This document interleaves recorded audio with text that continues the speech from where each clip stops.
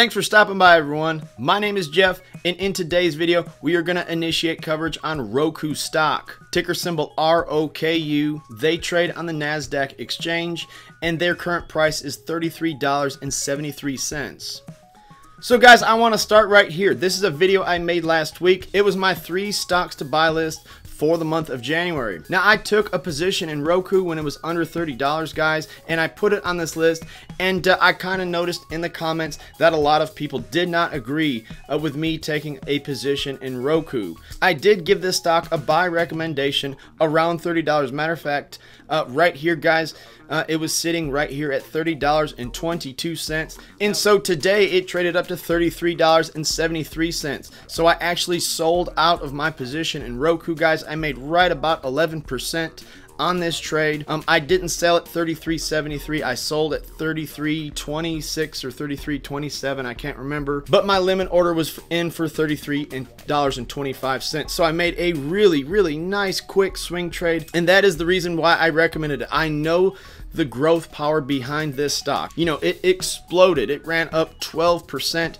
One of the best performers all day. And look, even here, guys, it got another 12 cents in after hours, okay? So let's take a minute and just talk about what Roku is and what they do, guys. I know there is some confusion surrounding this, and I would kind of like to clear that up in this video. So Roku is the company that pioneered streaming for the television. Now, I think that is certainly up for debate. There is a lot of companies and a lot of competitors who are in this space, who've entered this space. But the paragraph under it, guys, that's what I want to focus on. So we make Roku streaming players that connect to your TV as well as your Roku TVs. That we have the streaming experience built in.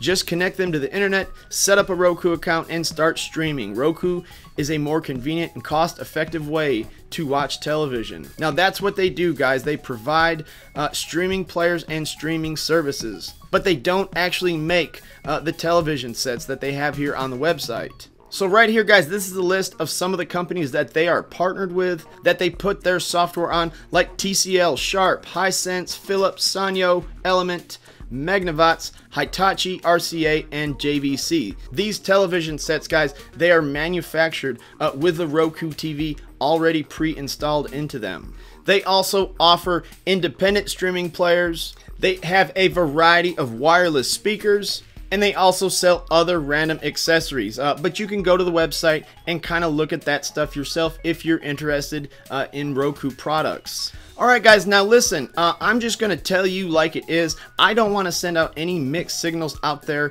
to any investor, any new trader out there on the stock market. Roku is not a strong fundamental company. This is what I would classify as true startup investing, and you're really investing into the future of this company, but you would not be investing into the fundamentals, guys, okay? So I'm actually going to do the fundamental analysis on Roku on 2 different websites. I'm going to use Yahoo Finance, and I'm going to go to my TD Ameritrade account to kind of help paint the picture a little bit better, guys. But trust me when I say this, Roku is not a stock that Warren Buffett would be buying. This is not a value company. This is a growth company, and it's a very high risk growth company. Let's get started though. They have a $3.68 billion market cap and a $3.11 billion enterprise value. Now from here, guys, it is just going to get very ugly, okay? Of course, they do not have a trailing PE ratio. They have a negative PE ratio of negative 168.65. Like I said, you are not investing in a profitable company that just has a very good opportunity to someday be profitable. On a 52-week scale, they're down almost 35%. Now right here, guys, on the profit margin, operating margin, they're both down about 1%. Now, that is actually not too bad in comparison to companies that are equally as fundamentally bad. You know, this is actually kind of reasonable. Their margins are decent in comparison to other companies. And Roku has come a long way since 2015 and 2016. They've done a lot better. They have increased their profit and operating margins quite a bit. So I think the trend would tell you that they are going to be profitable soon or someday, but they're still on the negative side right now. They have a minus 1.7% on return on assets and a negative 7.51% return on equity. Now the short percent of float, guys, is around 16%, and the short percent of shares outstanding is around 6.6%. Now that is only updated through November 29th. When we get over to my TD Ameritrade account, I will show you a more updated number. You know, that figure there is almost a month and a half old, and the stock has lost a lot of value then. A lot of the shorts have covered and gotten out, and I think most of the money is on the long side of Roku once again. As you could see today, the stock ran 12%. Stocks don't run 12%, like I said, without people buying into the stock and of course shorts covering and getting out of their short position. I do like this figure right here, guys, a 38.9% quarterly revenue growth. And right over here in the dividends and splits, Roku does not pay a dividend. And I know a lot of people, since the market has taken this big dramatic pullback, a lot of people have switched their strategy over to value investing and dividend investing and are kind of staying away from growth stocks. Roku does not pay a dividend, but I challenge each and any one of you, find me a stock that pays a dividend that ran 12% today. Do you see kind of my illustration here is that you know, growth companies just run harder, they run faster, they also fall faster as well. And they say, you know, don't catch a falling knife. That's absolutely true, but just remember, there's always the other side of it. When the stocks start to recover, they're going to run a whole lot faster and a whole lot harder than your value stocks are, okay? Like I said, I made an 11% gain, and I only held this stock for just a little over 1 week. And again, guys, I think this is also a pretty bullish thing for Roku. I'm in my TD Ameritrade account right now, and it says here, Roku uses little or no debt in its capital structure and may have less financial risk than the industry aggregate. So right here, this column is the total debt and total capital, guys, and they are very much on the low side of the scale. Where the industry standard is around 36%, Roku is in that 0 percentile, so they have very low debt. You know, change in debt, total capital quarter over quarter, again, they are on the lowest side of that. Where the industry standard is close to 1% on the positive side, you know, Roku is actually eliminating debt. They are negative in that area also.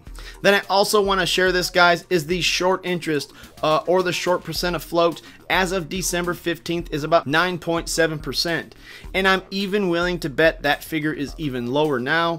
Like I said, a part of that big 12% run up today, that is what we call a short squeeze. A lot of the shorts are going to have to get out of this position if the market starts to recover to maximize their gains. So I've got the max chart pulled up here, guys, on Roku. And of course, they IPO'd back in September of 2017, so it's not been publicly traded long, just a little over a year. And as you can see, it was a very, very successful IPO, one of the best IPOs in recent memory. The stock traded down, like I said, around $19 in its first week or two on the market, and then it exploded up to the 50s in less than a month. And it kind of held its level, guys, through the first part of the year, you know, traded into the 30s, which it's currently sitting at. Then it ran into this huge run up going into September. Well, like I said, it traded as high as $73, $74 a share before it crashed down with everything else in the market over the past 2.5 months. Now, Roku got beat up harder than just about any other stock out there, guys. Like I said, it has lost 60-something% of its value in 3 months.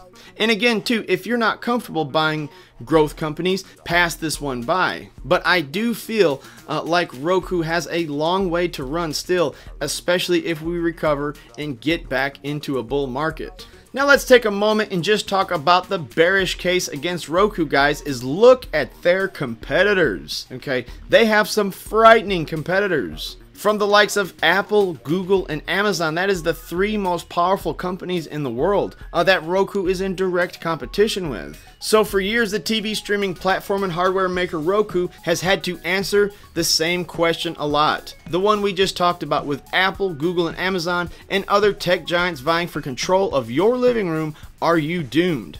And Roku CEO Anthony Wood has explained that actually those companies are not as scary as they might seem. I think there is some popular opinion that Roku does make the best streaming software, I think the difference is that Roku is 100% focused on the streaming software, where Google and Apple and Amazon are not focused on that. That is not Apple's core business. That is not Google's core business.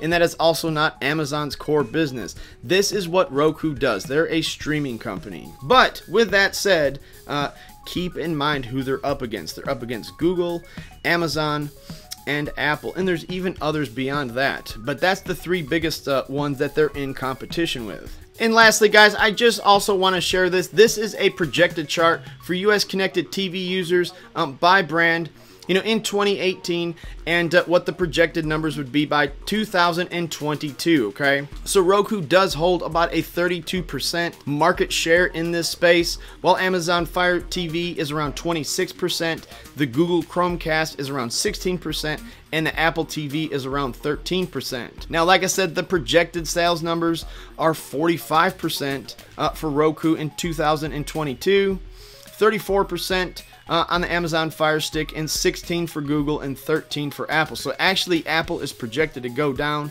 and that's a point I also want to illustrate too with this, guys. You know, you can get on Google right now and find information that could completely conflict everything I just mentioned here on this chart. So I do want you to be aware of the risk, and like I said, the incoming competition that Roku has in its space. But anyways, guys, that's all I got for the video. Drop me a thumbs up if you enjoyed it. Leave me a comment. I know a lot of people mentioned in my 3 stocks to buy video that they are very bearish on Roku, but there was a couple of people that did ask for the stock analysis video, so I hope you enjoyed it. And thanks for watching the video, guys.